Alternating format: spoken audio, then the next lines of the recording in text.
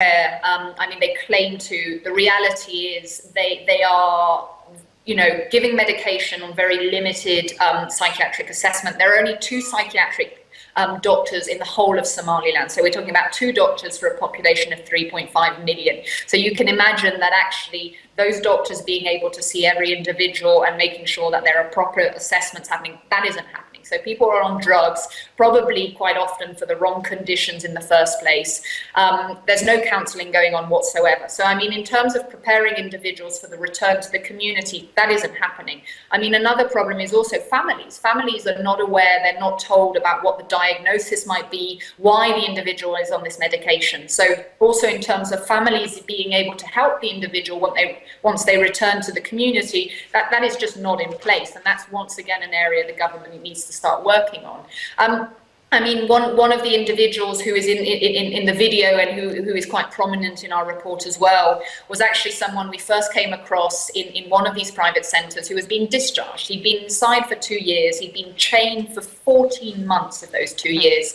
He was an eloquent individual, and he is in our video really highlighting the problems. Now, I actually visited him again yesterday, and his condition has deteriorated significantly. And I think this is an incredibly telling incident, really, of how, given the lack of preparation for the return to the community inside these centres, the complete lack of support for families once they return, whether by these centres who are making a lot of money. I think it is important to highlight that individual families are paying $100 to $150 a month per individual inside these centres, and several families actually have several individuals inside these centres. So for an area like Somaliland, which is so poor, this is enormous amounts of money, and that money is really not being used to really change the condition of individuals and help them return to society. Finally, let me ask you, is there the possibility of some sort of international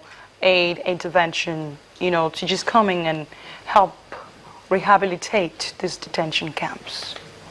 I think there are quite a few opportunities. I mean, the international community is supporting health programming across Somalia and also in Somaliland, and they are actually reviewing their programs at the moment, and it's absolutely key that they start thinking about how they mainstream mental health into these programs. It's not been happening. It wouldn't be difficult for it to start happening. It wouldn't cost much, and it could make an absolutely enormous difference for the lives of the individuals we interviewed with psychosocial disabilities, but also for their families who have been coping with what is an incredible burden for many, many years. Well, thank you so much. Letitia Beda is she's a researcher with Human Rights Watch Africa Division, and she is also the author of that report on the Somaliland mental disability detention camp. Thank you for speaking to us on Network Africa. Thank you for your time. Let's take another short break on Network Africa, and when we come back, we'll bring you more stories. Suspected Boko Haram militants have killed at least 14 people in an overnight attack on a village in southeastern Niger. We'll bring you details in a minute.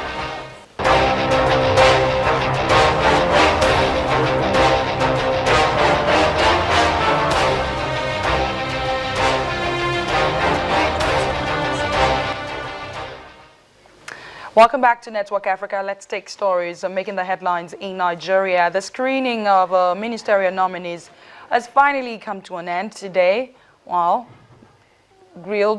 some people were grilled, some ministerial nominees were grilled.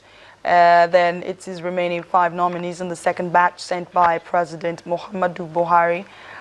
The 5 remaining nominees were grilled at the Senate today. The nominees that appeared before the Red Chamber are Anwoka Anthony Okechukwu Enelama, Adamu, Mohammed Musa Bello, and Aisha Abubakar.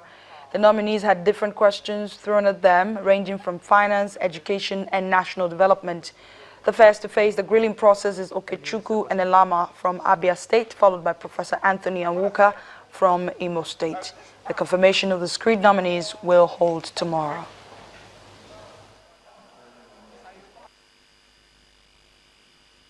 I believe, however, that to create that economy, there are some things we must do right. One is that we need to build an economy that is inclusive. What do I mean by an economy that is inclusive? An economy that creates jobs and ensures opportunities for all Nigerians. I would say that's the singular most important challenge of our time. And it's not a unique Nigerian challenge, but it's a challenge that we will do very well to focus on and to solve. Secondly, I also believe that we have to increase our capacity to invest in the physical and social infrastructure that we need to reach our full potential as a nation.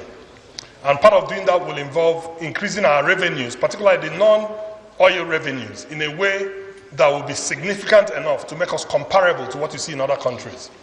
I can talk more about this, but just by way of illustration, if you look at the taxes we collect in Nigeria compared to all our peers, as a percentage of our GDP or as a percentage of revenues, is quite small.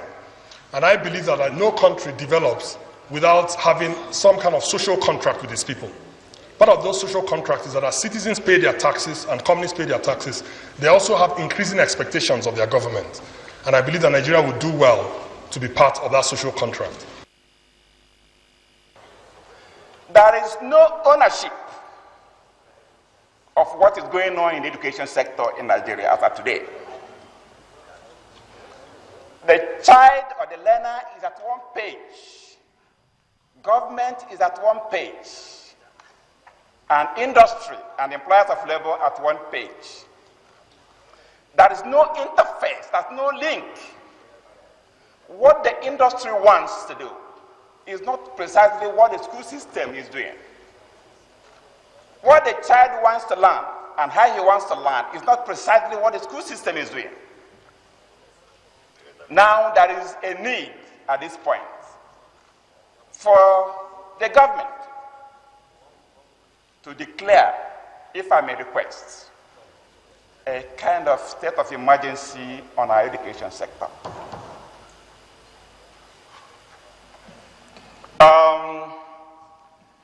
If you do that, well, or a Marshall Plan, develop a Marshall Plan based on the very reasoned and well-articulated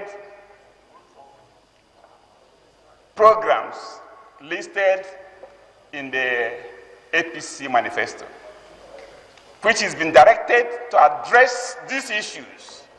We must focus on those things and get our bearing right. Finally, on Network Africa, security sources in Niger have confirmed that suspected Boko Haram members killed at least 14 people in an overnight attack on a village in the southeastern part of that country. At least 14 civilians are believed to have been executed in the Difa region near the Nigerian border. Boko Haram first attacked Niger in February when the government said it reports an attack killing more than 100 of the group's fighters. That's Network Africa this hour. Thanks a lot for watching. I am Adeshewa Josh. I'll see you tomorrow.